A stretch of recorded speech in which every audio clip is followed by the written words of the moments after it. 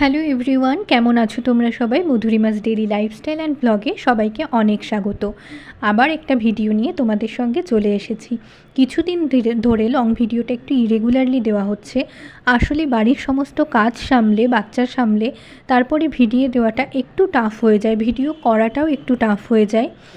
তবুও চেষ্টা করছি দেওয়ার। তো এখানে দেখো আমি স্নান করে একটু স্কিন কেয়ার করে নিচ্ছি।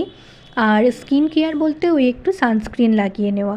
আসলে স্নান করে একেবারেই কিছু মুখে না দিলে একটু টান ধরে মুখটায়, সেই জন্যে দিয়ে দিচ্ছি সানস্ক্রিন। আমি এখানে অ্যাকোয়ালজিক্যাল সানস্ক্রিনটা দিচ্ছি। আর আজকে আমি তোমাদের সঙ্গে শেয়ার করব বাটার চিকেন আর বেঙ্গলি স্টাইল ফ্রাইড রাইসের রেসিপি। তো প্রথমেই দেখো এখানে আমি নিয়ে নিয়েছি চিকেন। আর এখানে ওই মনে করো যে 600 গ্রাম মতন চিকেন আছে। আমরা যেহেতু দুজন খাবো সেই জন্য আমাদের জন্য এটা এনাফ। তো এখানে আমি প্রথমেই চিকেনটাতে টক দই, লেবুর রস আর কিছু গুঁড়ো মশলা, লবণ, হলুদ গুঁড়ো, জিরে গুঁড়ো আর লঙ্কা গুঁড়ো, আর তোমরা যদি চাও তাহলে তন্দুরি মশলাটাও দিতে পারো।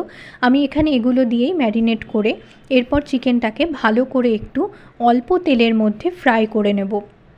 আমি তেলে ফ্রাই করব না, আমি বাটার দিয়ে ফ্রাই করব। যেহেতু বাটার চিকেন সেই জন্যে একটু বেশি বেশি করে বাটারটা দেবো আর তেল একদম কম। তো এখানে দেখো সব কিছু আমার দেওয়া হয়ে গিয়েছে। এবার আমি এটাকে হাত দিয়েই মাখিয়ে নিয়ে ভালো করে ম্যারিনেট করে নেব। আর ওদিকে আমি পেঁয়াজ, টমেটো এগুলো কেটে রেখে দিয়েছি, যেগুলো আমার লাগবে, আদা রসুন সমস্ত কিছু। তো আজকে যেহেতু রবিবার, আমার হাজব্যান্ডও আমাকে কিছুটা হেল্প করেছে, ও আমাকে রসুনগুলো ছুলে দিয়েছে আর ছেলেকে ওই সামলাচ্ছে। আসলে এই রান্নাগুলো খেতে ভীষণ ভালো লাগে, তবে এগুলো করাটাই একটু ঝামেলা। আর এই দেখো এখানে আমি একটু বাটার মেল্ট করে নিলাম প্যানে। আর এবার আমি এক এক করে দিয়ে দেবো চিকেনগুলো একটু ফ্রাই হতে। চিকেনগুলো এমনভাবে ফ্রাই করবে যাতে হালকা একটু ড্রাই রোস্ট হয়, মানে একটু যাতে পোড়া পোড়া ভাবটা থাকে, এরকমভাবে তোমরা খুব বেশি পোড়াবে না।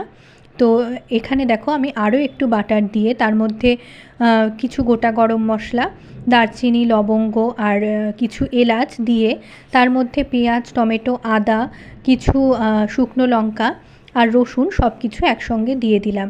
এগুলো দিয়ে ভালো করে নাড়াচাড়া করে তার মধ্যে হলুদ, লবণ সব দিয়ে আবার একটু নাড়াচাড়া করে এখানে আমি দিয়ে দিলাম ভালো করে 10 মিনিট মতন ভেজে একটু জল দিয়ে দিলাম। এবার এই জলটা দিয়ে মোটামুটি তোমাকে 15 মিনিট ধরে এটাকে কিন্তু গলিয়ে নিতে হবে একদম ভালো করে, যাতে এর মধ্যের যে কাঁচা ভাবটা সেটা যাতে একেবারে চলে যায়।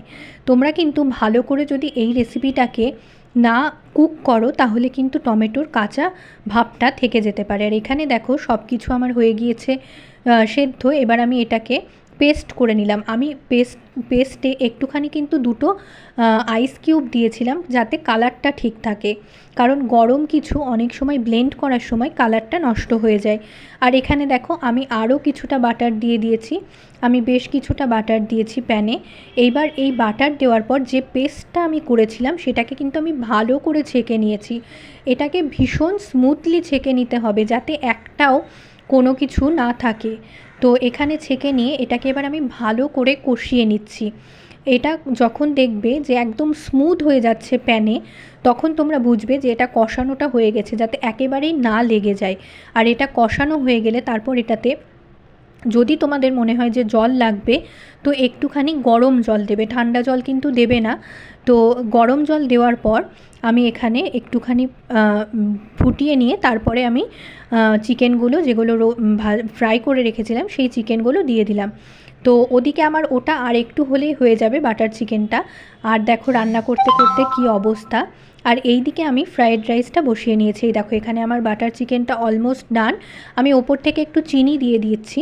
আমি কিন্তু একটু ঝাল আর নোনতা লাগবো, চিনির পরিমাণটা একটু কম রাখবো কারণ এটা আমি ফ্রায়েড রাইস দিয়ে খাওয়ার জন্য করছি। আর ওপর থেকে আমি দিয়ে দিলাম ফ্রেশ ক্রিম। আমি কাসুরি মেথি আমার খুব একটা ভালো লাগে না, তবে তোমরা কাসুরি মেথি অ্যাড করতে পারো।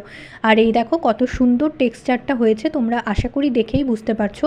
আর তোমরা রেসিপিটা অবশ্যই বাড়িতে ট্রাই করো, দেখবে তোমাদের খুবই ভালো লাগবে। আর এখানে দেখো আমি যেটা ফ্রায়েড রাইস করছি সেখানে আমি গাজর, বিনস, কাজু, কিশমিশ সব কিছু আগে ভেজে নিয়েছিলাম।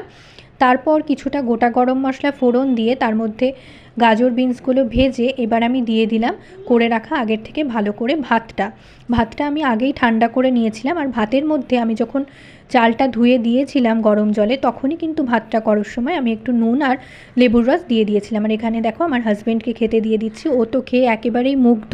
তোমরাও বাড়িতে করো, তোমাদের হাজব্যান্ডও কিন্তু খেয়ে একদম আঙুল চাটতে লেগে যাবে তোমাদের। তো রেসিপিটা কিন্তু খুবই সুন্দর হয়েছিল, তোমরা না করা অবধি বুঝতে পারবে না। আর এখানে ও খাওয়ার পর আমি ওকে জিজ্ঞেস করছি কেমন হয়েছে, ও বলছে খুবই সুন্দর। তো এটাই সারাদিনের খাটনির পর পাওনা।